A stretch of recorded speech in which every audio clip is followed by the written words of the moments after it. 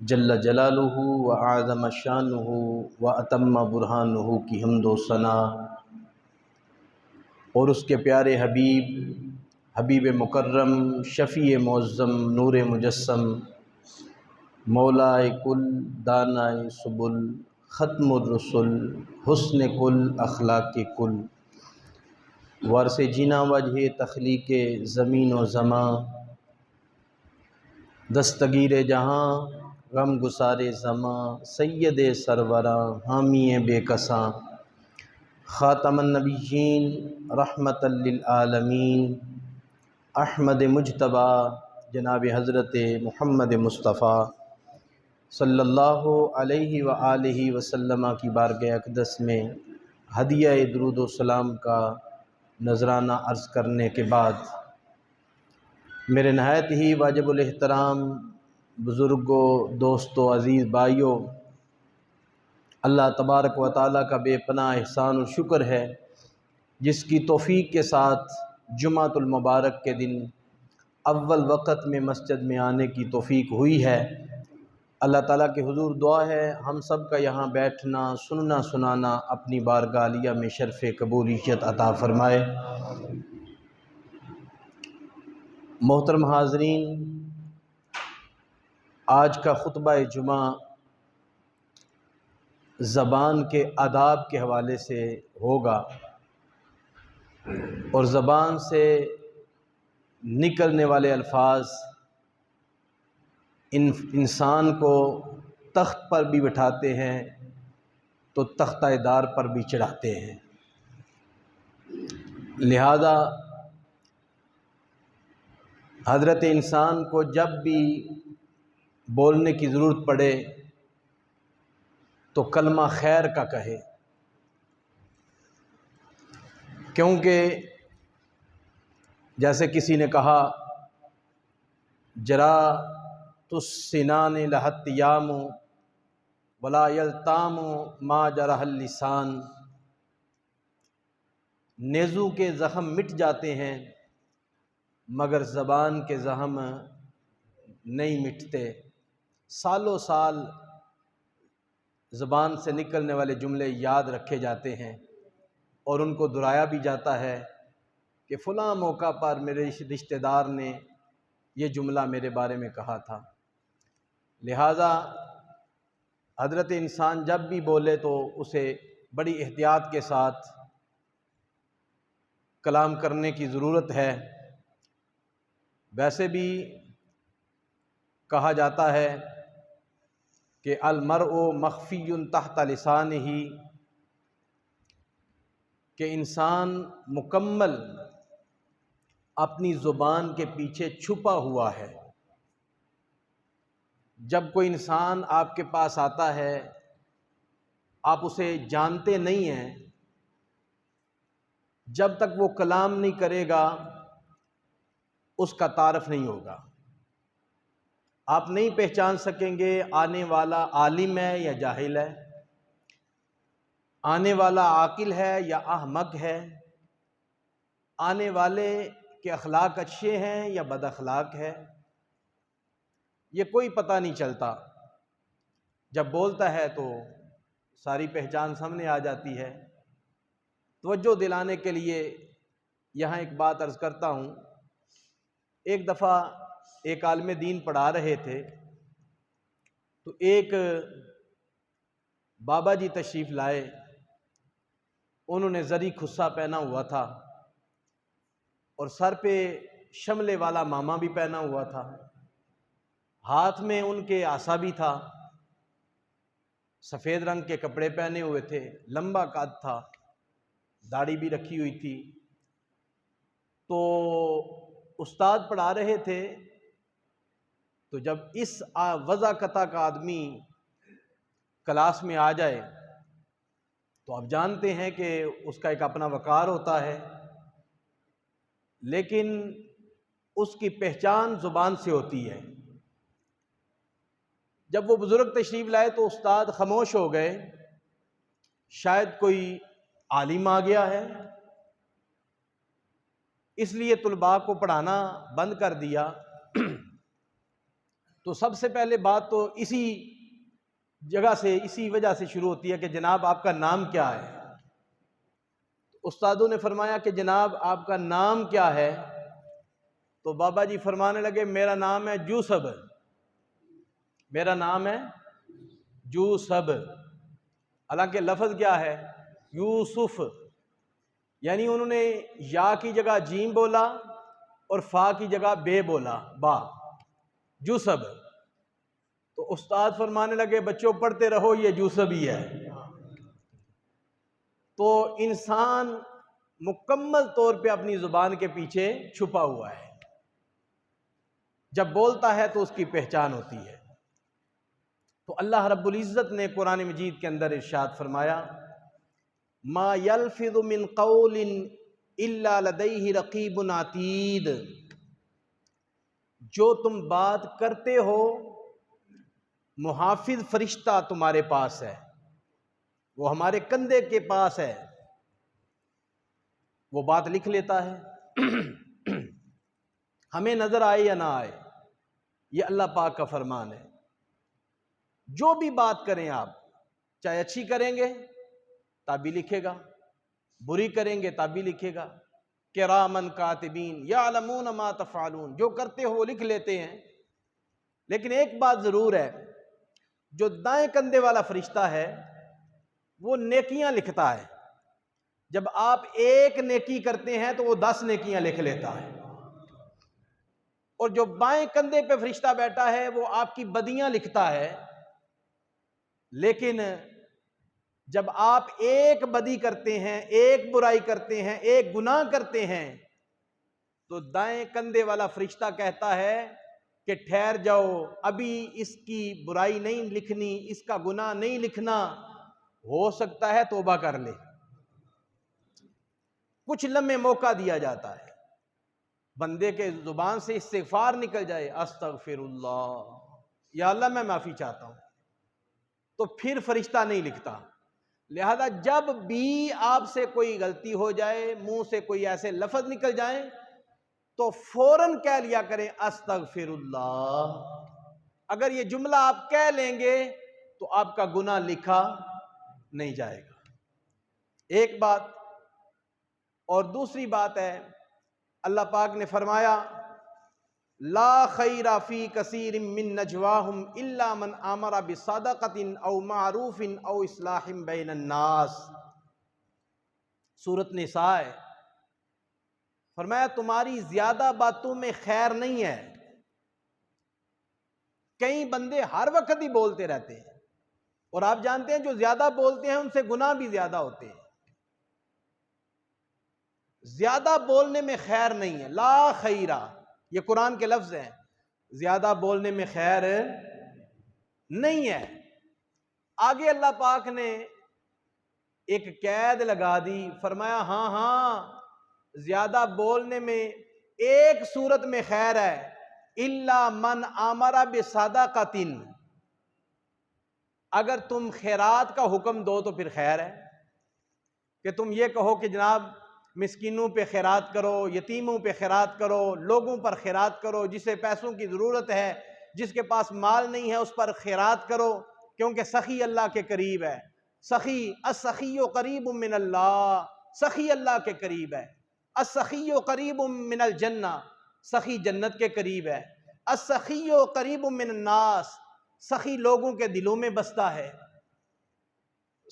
خیرات کی بات کرتے ہو تو کرتے رہو، او معروف، نیکی کا حکم دینا ہے تو زیادہ بولو، خیر ہی خیر ہے، او معروف او اصلاح بین الناس، لوگوں کے درمیان میں اگر اصلاح چاہتے ہو تو پھر خیر ہی خیر ہے، صلح کراؤ، لوگوں میں لوگوں کی اصلاح کرو، ابھی بھی اصلاح ہو رہی ہے۔ فرمایا اگر ایسی بات ہے تو پھر خیر ہی خیر ہے، پھر زیادہ کلام کرنے میں کوئی پریشانی والی بات نہیں ہے۔ یہ دوسری آیت ہے۔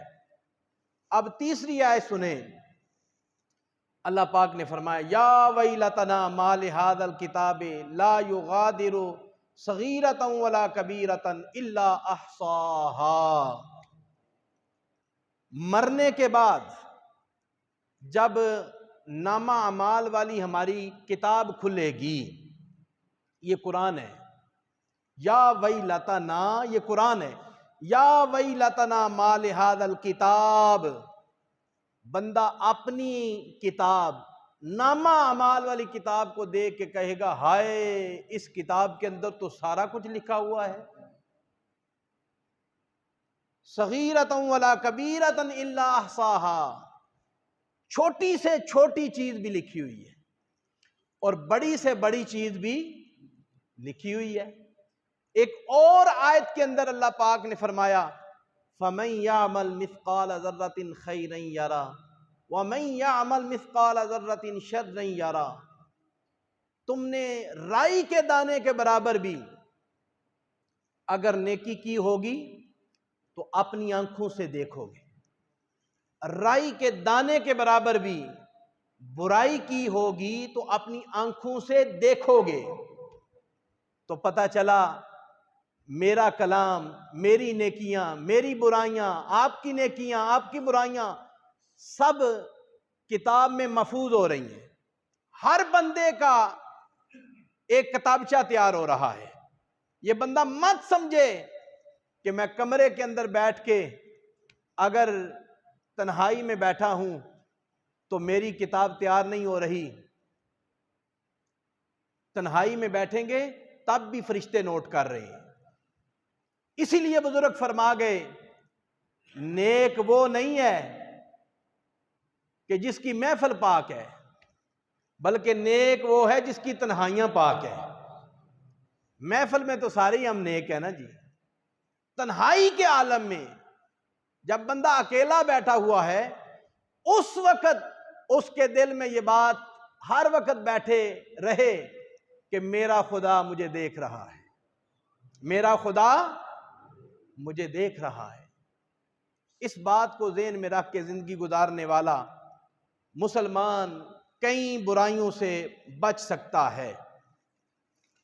محترم حاضرین، اب پہلے تو قرآنی آیات میں نے چند پیش کر دی ہیں، اب آئیں ذرا جس محبوب علیہ السلام کا کلمہ آپ پڑھتے ہیں ان کے فرمان سنیں تاکہ ہم اپنی زبان کو بڑے دھیان سے استعمال کریں، سوچ سمجھ کے استعمال کریں، کیونکہ سمجھدار وہ ہوتا ہے جو پہلے سوچتا ہے پھر بولتا ہے، اور بے وقوف وہ ہوتا ہے جو پہلے بولتا ہے پھر سوچتا ہے۔ اللہ کے محبوب علیہ السلام کا فرمان سنیں، حضور نے فرمایا من کان یؤمن باللہ والیوم الآخر فلیقل خیرا او لیصمت، جس کا اللہ پر ایمان ہے، جس کا قیامت کے دن پر ایمان ہے، اسے چاہیے کہ جب بھی بولے خیر کا جملہ بولے، جب بھی بولے خیر کا جملہ بولے، اور اگر وہ سمجھتا ہے کہ میں خیر کا جملہ نہیں بول سکتا، کئی لوگوں کے فطرت میں یہ شامل ہو گیا نا جی، وہ جب بھی بیٹھتے ہیں تو غیبت کرتے ہیں، جب بھی کلام کرتے ہیں تو گالی گلوچ سے کلام کرتے ہیں، جب بھی کلام کرتے ہیں تو دل آزاری کرتے ہیں۔ جس بندے کا طرز عمل ایسا بنا ہوا ہے کہ جملہ وہ خیر کا بول ہی نہیں سکتا، تو اس امتی کو امام الانبیاء نے نصیحت فرمائی ہے اسے چاہیے او لیصمت، وہ چپ رہے، وہ خاموش رہے، کیوں؟ اسے پتا ہے میری زبان سے خیر کا جملہ نکلے گا ہی نہیں، لہذا اس کے لیے خاموشی بہتر ہے۔ اب دوسری حدیث پاک میں حضور نے فرمایا ان اکثر خطایا ابن آدم فی لسانہ، ابن آدم کی اکثر خطا اس زبان سے ہوتی ہے، اس زبان سے، اور انسان کو سب سے زیادہ جو پریشان کرنے والی ہے وہ اس کی اپنی زبان ہے، وہ اس کی اپنی زبان ہے، کیونکہ وہ زبان سے کلمات کہتا ہے تو پھر پریشان ہوتا ہے۔ لہذا جب بھی کلام کریں تو خیر کے جملے نکالا کریں۔ ایک اور حدیث پاک سنے، ایمان تازہ ہوگا۔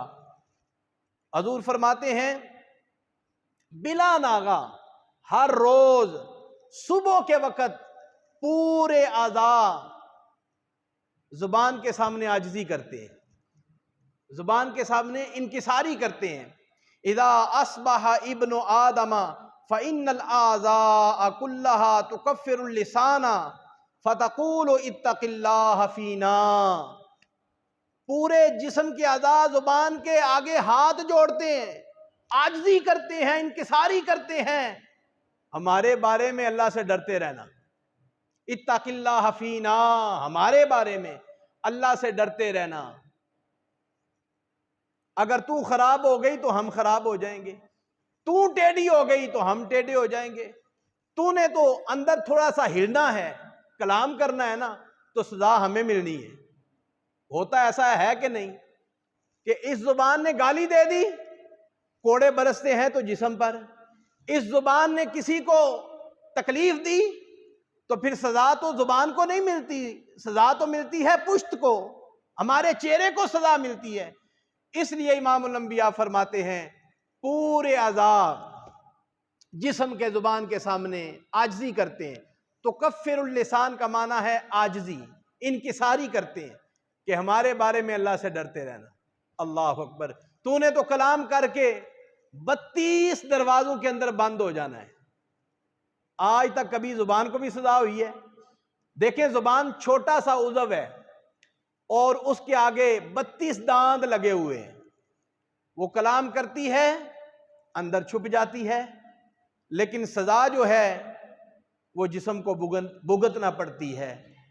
لہذا جب بھی کلام کریں تو خیر کا جملہ بولیں۔ اب حضور علیہ الصلوۃ والسلام کا ایک اور فرمان سنیں۔ حضور فرماتے ہیں من صمت نجا، جو چپ رہا اس نے نجات پائی۔ جو چپ رہا اس نے، بولیے نا، اس نے نجات پائی۔ یوں سمجھیں کہ وہ سکھی رہا، وہ سکون میں رہا جو چپ رہا۔ ایک بادشاہ ہے، اس کا بیٹا ہے، اس نے حضور علیہ الصلوۃ والسلام کا یہ فرمان سن لیا کسی عالم دین سے کہ من صمت نجا، جو چپ رہا اس نے نجات پائی۔ خاموشی میں نجات ہے، خاموشی میں نجات ہے۔ بادشاہ کا بیٹا اس نے حدیث پاک سنی تو چپ ہی ہو گیا، بالکل چپ ہو گیا، خاموش ہو گیا۔ گھر میں آیا، بادشاہ نے بلایا، بولا کوئی نہ، پھر بلایا کوئی نہ بولا۔ اس نے اپنے ایک حکیم سے بات کی کہ میرا بیٹا پہلے بولا کرتا تھا، بولتا کوئی نہیں۔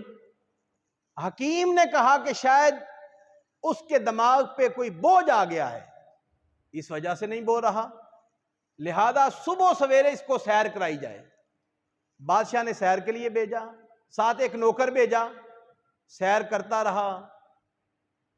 گھر میں آیا تو بادشاہ نے پھر بلایا، پوچھا، وہ پھر بھی خاموش ہے۔ خادم سے پوچھا کہ آج بولا ہے؟ اس نے کہا کوئی نہیں بولا۔ اس نے پھر دوسرے دن بھیجا، تیسرے دن بھیجا۔ اب جب تیسرے دن بھیجا نا تو جو نوکر ساتھ تھا وہ شکاری بھی تھا، اس کے ہاتھ میں آلہ تھا، اس نے شکار کرنے کے لیے ایک درخت پر چھان بین کہی کہ کہیں کوئی پرندہ تو نہیں بیٹھا ہوا۔ اس نے بڑے غور سے دیکھا، کوئی پرندہ اسے نظر نہ آیا، چونکہ پرندہ تو تھا لیکن چپ تھا، لیکن اس کی جان بچ گئی نا، وہ چپ تھا تو جان بچ گئی۔ اب جو ہی بادشاہ کا بیٹا تھوڑا سا آگے چلا تو پرندہ پیچھے سے بول پڑا۔ جب پرندہ بولا اس نے غور سے دیکھا تو نشانہ بنا کے اس نے جب نشانہ لگایا تو پرندہ وہ زمین پہ آیا، ٹھنڈا ہو گیا۔ تو بادشاہ کے بیٹے کی زبان سے یہ لفظ نکلے، چونکہ ابھی تک تو بادشاہ کا بیٹا چپ تھا، جو ہی چڑیا کے بولنے پر اسے فیر لگ گیا نا تو بادشاہ کا بیٹا بول پڑا، صدقت یا رسول اللہ۔ کیا بولا؟ اونچا بولنا، کیا بولا؟ صدقت یا رسول اللہ، یا رسول اللہ آپ نے سچ کہا ہے، خاموشی میں نجات ہے۔ دیکھو چڑیا چپ رہی تو نجات مل گئی، بولی ہے تو پھر نیچے آ گئی ہے، اس نے شکار کر لیا ہے۔ اب بادشاہ کا بیٹا گھر میں پہنچا تو بادشاہ نے پوچھا خادم سے کہ جناب بتاؤ میرا بیٹا بولا ہے کہ نہیں؟ اس خادم نے کہا آج بولا ہے، آج بولا ہے۔ بولا تو تھا نا، صدقت یا رسول اللہ صلی اللہ علیہ وسلم، اس نے یہ لفظ بولے تو اس نے کہا ہاں ہاں آج بولا ہے۔ بادشاہ نے کہا اچھا یہ جان بوجھ کے نہیں بول رہا۔ بادشاہ نے بلایا، نہ بولا۔ اس نے کہا کوڑے مارو۔ اس نے کہا میرے بیٹے کو کوڑے مارو، یہ جان بوجھ کے نہیں بول رہا۔ جب اسے کوڑے لگے نا اس نے پھر بولا صدقت یا رسول اللہ۔ کیا بولا؟ صدقت یا رسول اللہ، یا رسول اللہ آپ نے سچ فرمایا ہے کہ خاموشی میں نجات ہے۔ چڑیا بولی وہ بھی ماری گئی، میں بولا میں بھی مارا گیا، میں بھی مارا گیا۔ اللہ اکبر۔ یہ مثال سمجھانے کے لیے میں نے عرض کی ہے، من صمت نجا، خاموشی میں نجات ہے۔ خاموشی میں بولیے ذرا جملہ، خاموشی میں نجات ہے۔ جتنا بندہ کوئی خاموش رہے گا اتنا گناہوں سے وہ بچا رہے گا۔ حضرت امام ابو داؤد رحمت اللہ تعالی علیہ بہت بڑے امام ہیں، آپ نے 5 لاکھ احادیث مبارکہ کو جمع فرمایا ہے۔ کتنے لاکھ؟ اونچا بولے کتنے لاکھ؟ 5 لاکھ احادیث مبارکہ کو جمع فرمایا ہے۔ ساری زندگی احادیث پاک لکھتے رہے لکھتے رہے لکھتے رہے۔ حضور کی امت کو سمجھانے کے لیے 5 لاکھ میں سے 8000 حدیثیں الگ کی، 8000 میں سے زہد کی احادیث مبارکہ 400 الگ کی، پھر 400 میں سے صرف 4 احادیث مبارکہ الگ کی۔ آپ فرمانے لگے حضرت انسان اگر ان 4 حدیثوں پہ عمل کر لینا اس کی دنیا بھی بہتر ہو جائے گی، آخرت بھی بہتر ہو جائے گی۔ 5 لاکھ میں سے 4 حدیث پاک ذخیرے کے طور پہ پیش کی۔ پھر آپ فرمانے لگے نہیں، 4 حدیث مبارکہ بھی زیادہ ہیں، 5 لاکھ میں سے ایک حدیث کو آپ نے بیان فرمایا جو ایک حدیث پاک پہ عمل کر لے اس کی دنیا بھی سمر جائے گی اور آخرت بھی سمر جائے گی۔ اللہ اکبر۔ وہ حدیث پاک کیا ہے؟ آپ فرماتے ہیں من حسن اسلام المرء ترکہ ما لا یعنیہ۔ اے حضرت انسان تیرے اسلام کا حسن یہ ہے کہ بے مقصد کلام چھوڑ دے۔ بے مقصد کلام، بے مقصد کام بھی چھوڑ دے، بے مقصد کلام بھی چھوڑ دے، بے مقصد فعل بھی چھوڑ دے۔ ہم بے مقصد چیزوں کو بڑا ہی دیکھتے ہیں۔ یہ فیس بک ہے نا جی، اس کے اندر بڑی بے مقصد چیزیں ہیں جن کے ساتھ ہمارا مقصد ہی کوئی نہیں، لیکن ہر چیز کو ہم دیکھ لیتے ہیں، دیکھتے ہی رہتے ہیں، مقصد ہی کوئی نہیں۔ فرمایا حضرت انسان اگر تو کامیابی چاہتا ہے، میری دنیا بھی سمر جائے آخرت بھی سمر جائے، بے مقصد باتوں کو چھوڑ دے، بے مقصد کلام کو چھوڑ دے، تیری دنیا بھی روشن ہو جائے گی، آخرت بھی روشن ہو جائے گی۔ اس پر ایک بشارت سنیں۔ حضور علیہ السلام کی بارگاہ ہے، حدیث پاک ہے، کتنا خوبصورت منظر ہے کہ صحابہ کرام حضور کے سامنے تشریف فرما ہے۔ میرے آقا علیہ السلام نے فرمایا اے میرے غلاموں، ابھی جو بندہ محفل میں آئے گا نا اسے جنت کی بشارت دے دو۔ تھوڑی دیر گزری تو عبداللہ بن سلام تشریف لائے، جنت کی بشارت دی گئی۔ اب دوسرا دن آیا، پھر حضور نے فرمایا ابھی تھوڑی دیر کے بعد جو بندہ آئے گا نا اسے جنت کی بشارت سنا دو۔ پھر وہی صحابی آئے عبداللہ بن سلام رضی اللہ تعالیٰ عنہ۔ تیسرا دن آیا، پھر حضور نے فرمایا ابھی جو بندہ آئے گا، میرا غلام آئے گا، میرا صحابی آئے گا، اسے جنت کی بشارت سنا دو۔ عبداللہ بن سلام تشریف لائے، صحابہ نے جنت کی بشارت سنائی، صحابہ عبداللہ بن سلام کے پیچھے پڑ گئے۔ ایک صحابی ان کے گھر میں چلے گئے اور فرمانے لگے 3 دن مسلسل امام الانبیاء نے تمہیں جنت کی بشارت سنائی ہے، بتاؤ تمہارا عمل کیسا ہے، تمہارا عمل کون سا ہے؟ پتہ چلا صحابہ جنت کے حریص تھے، جنت کے حریص تھے کہ ہمیں جنت ملے۔ جب صحابی نے پوچھا کہ جناب آپ کا عمل کیا ہے، عبداللہ بن سلام فرمانے لگے کوئی لمبے چوڑے عمل کوئی نہیں، میرے 2 ہی عمل ہیں، سلامت الصدر، پہلی بات ہے کہ میرے سینے میں کسی مسلمان کا بغض کوئی نہیں، یہ بڑی نعمت ہے۔ سینے کے اندر دل ہے، دل کے اندر کینہ ہو، بغض ہو، حسد ہو، تکبر ہو، یہ ساری بیماریاں ہو نا جی، بندہ نمازیں بھی پڑھتا رہے، زکوٰۃ بھی دیتا رہے، خیرات بھی کرتا رہے، حج بھی پڑھتا رہے، عمرے بھی پڑھتا رہے، تو مالک کہتا ہے وہ پہلے تو دل کو پاک کر، تیرا دل ہی پاک کوئی نہیں، تیری نمازوں کو میں نے کیا کرنا ہے، لہذا دل کو پاک کر، یہ بہت بڑی نعمت ہے۔ عبداللہ بن سلام فرمانے لگے سلامت الصدر، پہلی نعمت میرے سینے میں موجود ہے کہ کسی مسلمان کے بارے میں میرے سینے میں کسی کا بغض نہیں ہے۔ اور دوسری بات انہوں نے یہی کی کہ میں نے رسول پاک کا فرمان سنا ہے کہ تمہارے اسلام کا یہ حسن ہے کہ بے مقصد باتوں کو چھوڑ دو، بے مقصد کلام کو چھوڑ دو، بے مقصد کام چھوڑ دو۔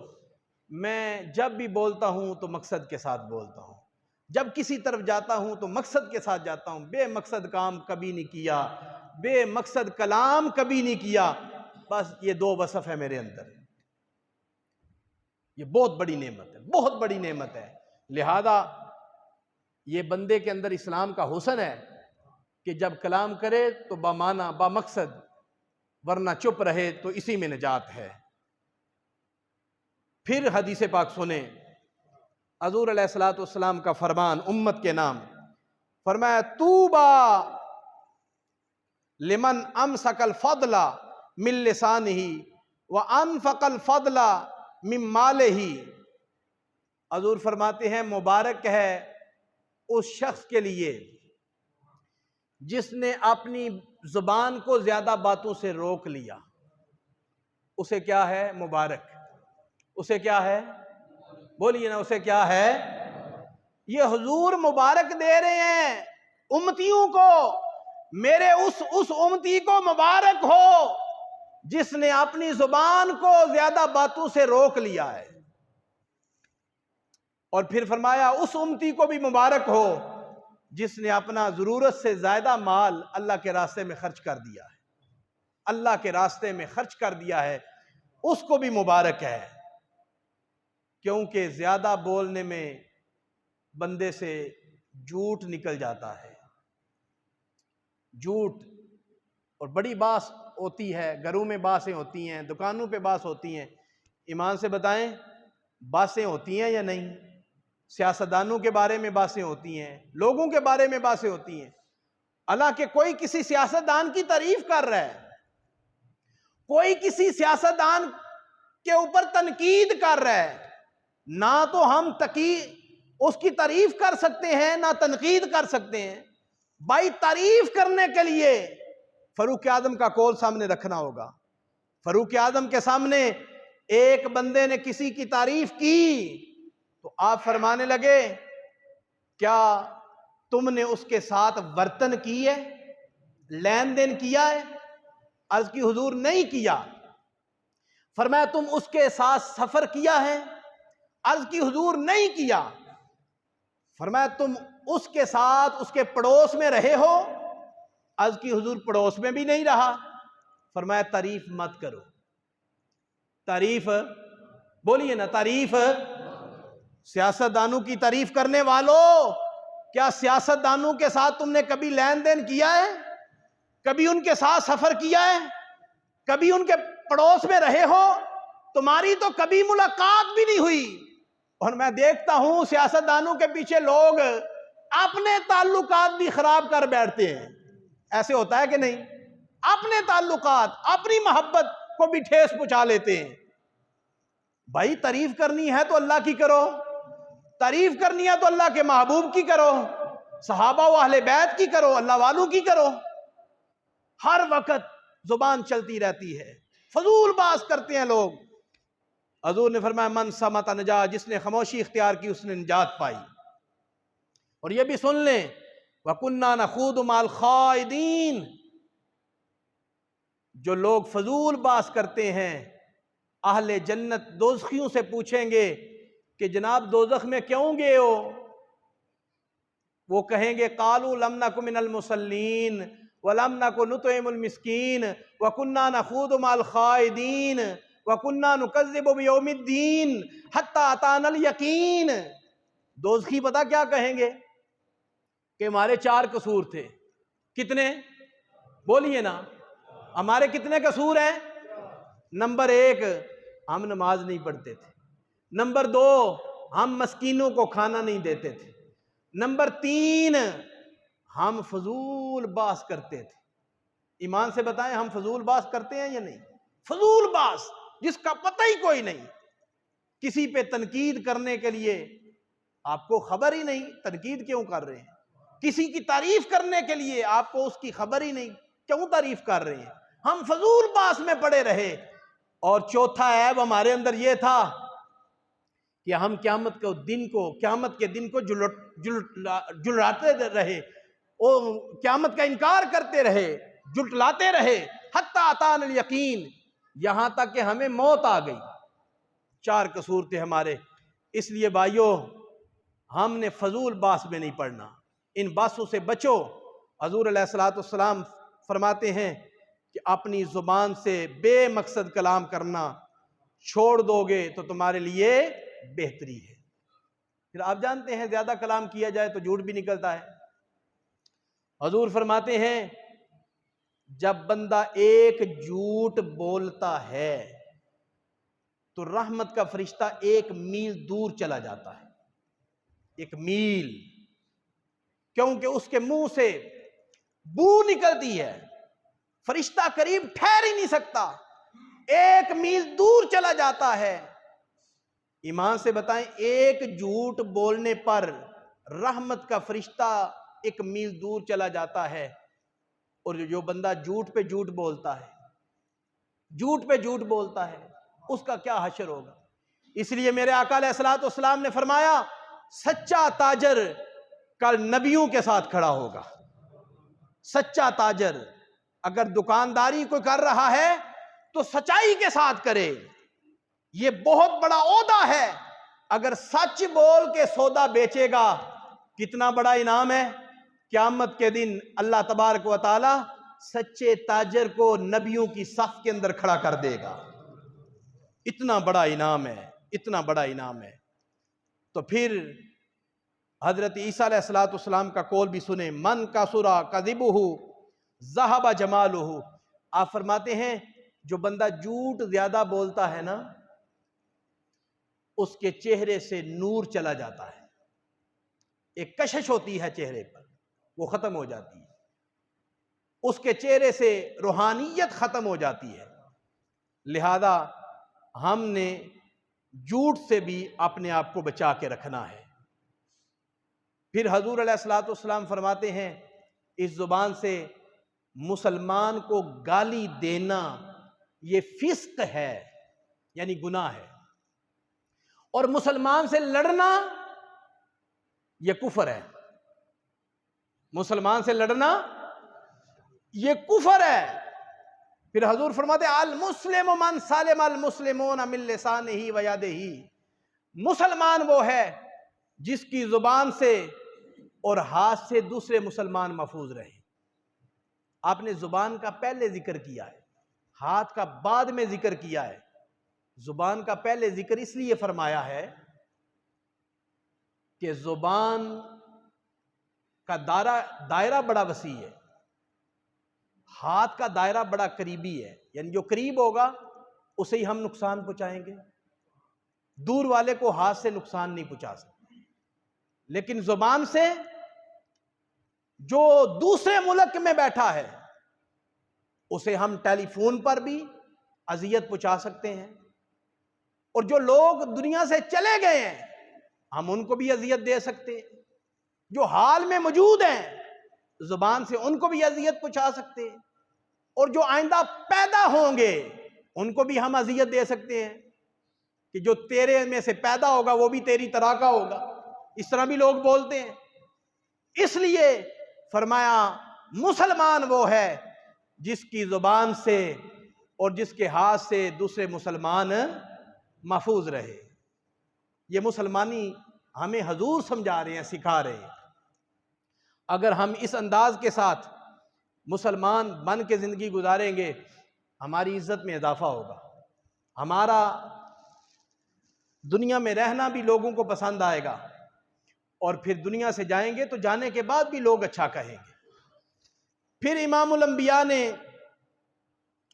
فرمایا 2 چیزوں کی گارنٹی تم دے دو، جنت کی ضمانت میں دیتا ہوں۔ جنت کی ضمانت، اور جسے حضور ضمانت دیں وہ یقیناً گارنٹڈ ہے، ایسے نہیں کہ حضور جسے ضمانت دیں اسے خدا کی بارگاہ سے جنت ملے نہ۔ حضور فرماتے ہیں جو 2 چیزوں کی گارنٹی تم دے دو، جنت کی ضمانت مجھ سے لے لو، وہ 2 چیزیں کیا ہیں؟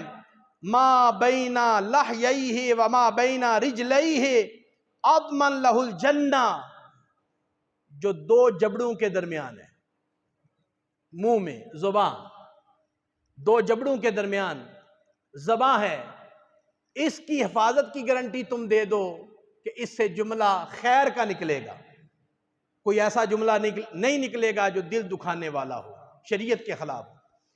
اور دوسرا جو 2 ٹانگوں کے درمیان میں یعنی تمہاری شرمگاہ ہے، اس کی حفاظت کی گارنٹی تم دے دو، جنت کی ضمانت اپنے نبی سے لے لو، جنت کی ضمانت اپنے نبی سے لے لو۔ اللہ اکبر۔ پھر امام الانبیاء نے فرمایا، کیونکہ حضور جانتے تھے میری امت پر ایسا وقت بھی آئے گا لوگ مذاق میں جھوٹ بولیں گے، جھوٹیاں کہانیاں سنائیں گے، اور کہانیاں بنا بنا کے لوگوں کو ہنسائیں گے۔ کیا ہمارے معاشرے میں ایسا ہو نہیں رہا؟ جھوٹیاں کہانیاں سنا کے لوگوں کو ہنسانے پر پروگرام نہیں لگتے، لوگوں کو ہنسایا نہیں جاتا، اپنی طرف سے کہانیاں بنا بنا کے لوگوں کو ہنسایا جاتا ہے۔ کیا ایسا نہیں ہو رہا؟ حضور فرماتے ہیں مذاق کے اندر بھی جھوٹ بولو گے تو جھوٹ ہی ہوگا۔ کیا ہوگا؟ جھوٹ ہی ہوگا، اس کا بھی گناہ لکھا جائے گا۔ پھر حضور فرماتے ہیں لوگو میں مزاح کرتا ہوں، ہا کے ساتھ، قاف کے ساتھ نہیں، میں مزاح کرتا ہوں خوشطبی والا، اور مزاح کے اندر بھی میں حق بولتا ہوں، مزاح کے اندر بھی میں حق بولتا ہوں۔ اب چند جھلکیاں حضور کے مزاح کی سنیں، خوشطبی والی سنیں، آپ کا ایمان تازہ ہوگا۔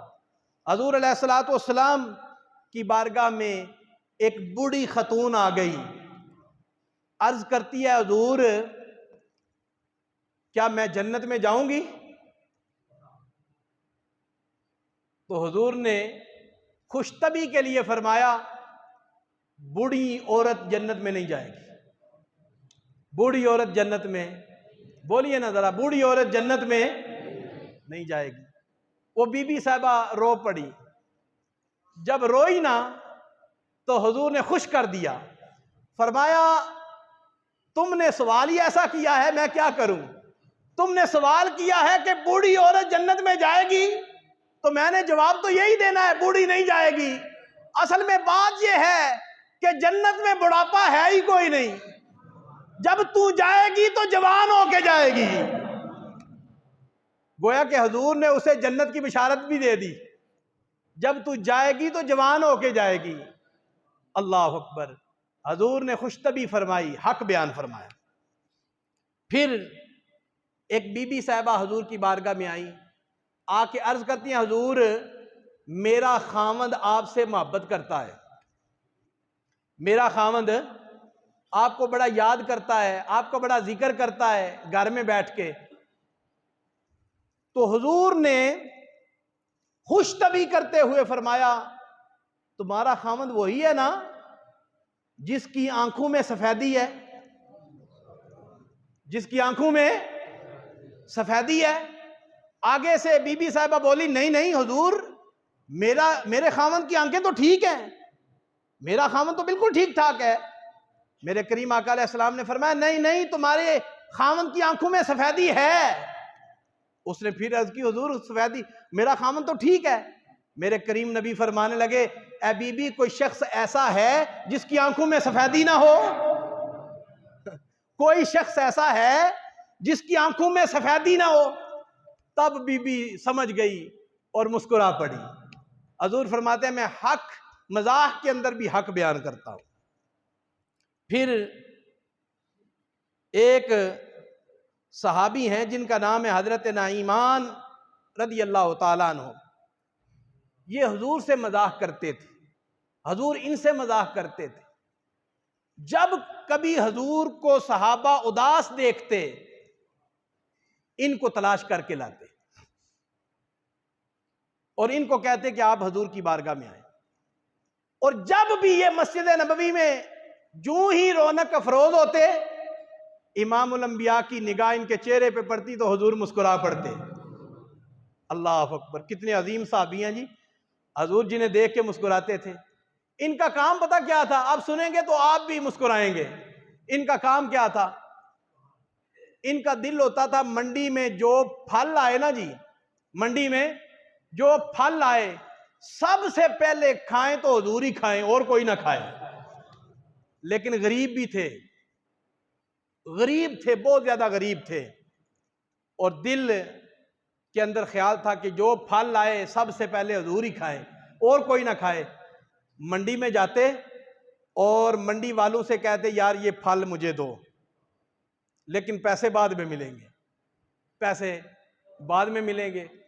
وہ بندہ پھل دے دیتا، یہ پھل لے کے آتے، حضور کی بارگاہ میں پیش کرتے، میرے آقا قبول فرماتے، خود بھی کھاتے، صحابہ کو بھی کھلاتے، اور اس اپنے غلام کو دعائیں دیتے۔ اور جب دوسرا تیسرا دن پھر آتا نا، نیا پھل لے کے آتے، تو منڈی والا دکاندار کہتا جناب پہلے والے پیسے تو دو، وہ دو گے تو اگلا پھل ملے گا۔ تو یہ صحابی اس دکاندار کو پکڑ کے حضور کی بارگاہ میں لے آتے اور آ کے عرض کرتے کہ حضور یہ پیسے مانگ رہا ہے۔ تو حضور فرماتے تم نے تو ہدیہ نہیں دیا ہمیں۔ تو یہ عرض کرتے حضور میں مسکین آدمی ہوں، غریب آدمی ہوں، میں تو ہدیہ دے نہیں سکتا، تو دل آپ سے دعائیں لینے کو بھی کرتا ہے۔ تو میرے آقا علیہ الصلوۃ والسلام مسکرا پڑتے اور اس کو پیسے دے دیتے، اس کو پیسے عنایت فرما دیتے۔ اس انداز کے ساتھ یہ کرتے تھے حضور علیہ الصلوۃ والسلام کے ساتھ محبت کا اظہار۔ تو پھر ایک اور صحابی ہیں جن کا نام ہے حضرت ظاہر رضی اللہ تعالیٰ عنہ، ان سے بھی حضور کو بے حد پیار تھا۔ یہ منڈی میں، یہ مدینے کی منڈی میں گھاس بیچتے تھے، اپنے گاؤں سے گھاس کاٹ کے لاتے اور مدینے کی منڈی میں گھاس بیچا کرتے تھے۔ ان کی قسمت دیکھیں، ایک دن منڈی میں، مدینے کی منڈی میں گھاس لگا کے بیٹھے ہوئے تھے، میرے آقا علیہ الصلوۃ والسلام دھیمے دھیمے قدم اٹھاتے اٹھاتے منڈی میں پہنچ گئے، دیکھا کہ میرا غلام ظاہر گھاس لگا کے بیٹھا ہوا ہے، تو حضور نے ان کی آنکھوں پہ اپنے ہاتھ رکھ دیے، اور جیسے ہم رکھتے ہیں کہ اگلا پہچانے میں کون ہوں، حضور نے جب اپنے ہاتھ رکھے نا تو حضرت ظاہر نے اپنا جسم، اپنی پشت حضور کے ساتھ لگا دی تاکہ میری پشت حضور کے جسم سے ٹکرا جائے، لگ جائے۔ آگے سے بول نہیں رہے، انہوں نے تو قیامت تک نہیں بولنا تھا، کیوں بول پڑتے تو حضور نے ہاتھ اٹھا لینے تھے، چپ رہے۔ جب چپ رہے نا، بولے کوئی نہ، تو حضور بولے۔ امام الانبیاء نے فرمایا میرے اس غلام کو کون خریدے گا؟ میرے غلام کو کون خریدے گا؟ تو آگے سے جب دیکھا نا حضور بولے ہیں تو صحابی بھی بول پڑے، عرض کرنے لگے حضور اس نکمے کو کون خریدے گا، اس نکمے کو کون خریدے گا، میں تو ایک سستا سا غلام ہوں۔ میرے آقا علیہ السلام نے فرمایا نا ایسا نہ کہو، تم اللہ کی بارگاہ میں بڑے مہنگے ہو، اللہ کی بارگاہ میں بڑے مہنگے ہو۔ تو پھر حضور فرمانے لگے تم ہمارے دیہاتی ہو، ہم تمہارے شہری ہیں، کیونکہ تم اپنا گھاس یہاں بیچتے ہو، یہاں سے چیزیں خرید کے اپنے گاؤں میں بیچتے ہو، تم ہمارے دیہاتی ہو، ہم تمہارے شہری ہیں۔ اللہ اکبر۔ تو حضور علیہ السلام مزاح کے اندر بھی حق بولتے تھے، لہذا جو لوگ مذاق کرتے ہیں ہر وقت اور جھوٹ بولتے ہیں، اس پر بھی حضور نے فرمایا ان کا گناہ لکھا جاتا ہے۔ پھر محترم حاضرین، حضور علیہ السلام نے فرمایا یا ایھا الذین، قرآن پاک کے اندر اللہ رب العزت نے فرمایا یا ایھا الذین آمنوا لا یسخر قوم من قوم عسى ان یکونوا خیرا منہم ولا نساء من نساء عسى ان یکن خیرا منہن ولا تلمزوا انفسکم ولا تنابزوا بالالقاب۔ اے ایمان والو، کوئی قوم کسی قوم کا مذاق نہ اڑائے۔ ہو سکتا ہے جس کا مذاق اڑا رہے ہو وہ تم سے اللہ کی بارگاہ میں بہتر ہو۔ وَلَا نِسَاءٌ مِّن نِّسَاءٍ عَسَىٰ أَن يَكُنَّ خَيْرًا مِّنْهُنَّ، کوئی عورت کسی عورت کا مذاق نہ اڑائے، ہو سکتا ہے جس کا مذاق اڑایا جا رہا ہے وہ تم سے بہتر ہو۔ پھر اللہ پاک نے فرمایا کہ کسی کو تانا نہ دو، کسی کو تانا نہ دو، وَلَا تَنَابَزُوا بِالْأَلْقَابِ، کسی کو برے لفظوں سے برے لقبوں سے نہ بلاؤ، برے لقب کے ساتھ نہ بلایا کرو۔ ہمارے معاشرے میں مذاق کے اندر بھی کہہ دیتے ہیں او بے ایمانہ، او چورا، او منافقہ، او لعنتیا، اس طرح کے لقب لوگ بولتے ہیں یا نہیں؟ فرمایا نہیں، مذاق کے اندر بھی ایسے جملے نہ بولو، کسی کو برے لقبوں سے نہ بلاؤ، جب بھی بلاؤ تو اچھے لقبوں سے بلاؤ۔ پھر اللہ پاک نے فرمایا وَلَا تَلْمِزُوا أَنفُسَکُمْ، کسی کو تانا نہ دو۔ اگر کوئی بندہ توبہ کر لے نا جی، لڑکا پن میں کئی غلطیاں ہو جاتی ہیں، جب بندے کو ہوش آتی ہے تو توبہ کر لے۔ کئی بندے تو ساری زندگی کھیڑا ہی نہیں چھوڑتے، ہے کہ نہیں؟ ساری زندگی تانے دیتے رہتے ہیں، او تم حاجی بنے ہوئے ہو، دیکھ لیں، ہم دیکھتے ہیں تم کیسے ہو، ہم جانتے ہیں تمہارے بارے میں، بڑے حاجی بن گئے ہو۔ نہیں، اللہ پاک فرماتا ہے اگر کوئی بندہ توبہ کر لیتا ہے تو توبہ کرنے کے بعد اسے تانا، بولیے نا، تانا آگے سنیں گے تو آپ ڈر بھی جائیں گے۔ حضور نے فرمایا جس میرے امتی نے غلطی کی، کوئی اسے خطا ہو گئی، کوئی کام سرزد ہو گیا، پھر اس نے توبہ کر لی، پھر ساری زندگی توبہ پہ رہا، توبہ کرنے کے بعد اگر کسی نے اسے آر دلائی، اس غلطی کی آر دلائی، میں جانتا ہوں جو کچھ تو ہے، حضور فرماتے ہیں سن، جب تک تانا دینے والے تو اس آر کے اندر مبتلا نہیں نہ ہوگا تجھے موت نہیں آئے گی۔ اللہ اکبر، تجھے موت نہیں آئے گی، تو اسے تانا دے رہا ہے اور اسے تانا دے رہا ہے جس نے توبہ کر لی ہے۔ فرمایا جب تک تو خود اس آر کے اندر، اس گناہ کے اندر، اس خطا کے اندر مبتلا نہیں ہوگا اس وقت تک تجھے موت نہیں آئے گی۔ لہذا جب کوئی بندہ توبہ کر لے اس کو پھر تانا نہیں دینا، یہ حضور کا فرمان ہے، تانا نہیں دینا۔ اللہ اکبر۔ پھر اللہ پاک نے فرمایا لا یغتب بعضکم بعضا، تم میں سے بعض کی غیبت نہ کرے، یہ بڑی بیماری ہے، بعض کی غیبت نہ کریں، اور غیبت زنا سے بھی برا عمل ہے۔ اور غیبت یہ ہے ایسے جملے بولنا کسی کی کمر کے پیچھے، کسی کی پشت کے پیچھے، ایسے جملے بولنا جو اس کے سامنے بولے جائیں تو اس کو تکلیف پہنچے۔ ہاں، اس کی پشت کے پیچھے ایسے جملے بولو جو سامنے بھی بولیں تو اس کا دل باغ باغ ہو جائے، ایسے جملے بولیں۔ لا یغتب بعضکم بعضا، فرمایا جانتے ہو غیبت ہے کیا؟ ایحب احدکم ان یاکل لحم اخیہ میتا، غیبت یہ ہے جیسے تم اپنے مردہ بھائی کا گوشت کھا رہے ہو، مردہ، زندہ نہیں، مردہ۔ آگے قرآن کہتا ہے فَكَرِهْتُمُوهُ، کوئی بندہ بھی اس عمل کو پسند نہیں کرتا۔ فَكَرِهْتُمُوهُ، کراہت کرے گا، مردہ بھائی کا گوشت میں کھاؤں، فَكَرِهْتُمُوهُ، کوئی بھی پسند نہیں کرے گا۔ اگر کوئی بھی پسند نہیں کرے گا، کوئی بھی پسند نہیں کرے گا تو پھر غیبت کرنا چھوڑ دو، غیبت کرنا چھوڑ دو۔ پھر آقا علیہ السلام نے فرمایا چغلی کرنا بھی چھوڑ دو۔ چغلی، توجہ ہے، پیار سے کہیں سبحان اللہ۔ چغلی کرنا چھوڑ دو۔ چغلی یہ ہوتی ہے ادھر کی ادھر لگائی، ادھر کی ادھر لگائی، ادھر کی ادھر لگائی، لوگوں کو آپس میں نفرت دلانا۔ حضور فرماتے ہیں چغلی کی وجہ سے قبر میں عذاب ہوتا ہے۔ ایک قبرستان سے حضور گزر رہے تھے، سیاستہ کی حدیث ہے، حضور کی سواری اچھلی، صحابہ نے عرض کی حضور وجہ کیا بنی؟ میرے آقا علیہ السلام نے فرمایا ان دو قبروں کے اندر عذاب ہو رہا ہے۔ عرض کی حضور کیسے عذاب ہو رہا ہے؟ اللہ اکبر، حضور یہ بھی جانتے ہیں، حضور یہ بھی جانتے ہیں، اللہ اکبر۔ حضور نے فرمایا ایک بندہ پیشاب کی چھینٹوں سے نہیں بچتا تھا اور دوسرا چغل خور تھا، چغل خور تھا، لوگوں کو لڑاتا تھا، اس وجہ سے قبر میں عذاب ہو رہا ہے۔ اے دوستو، اے میرے بھائیوں، دنیا عارضی ٹھکانہ ہے۔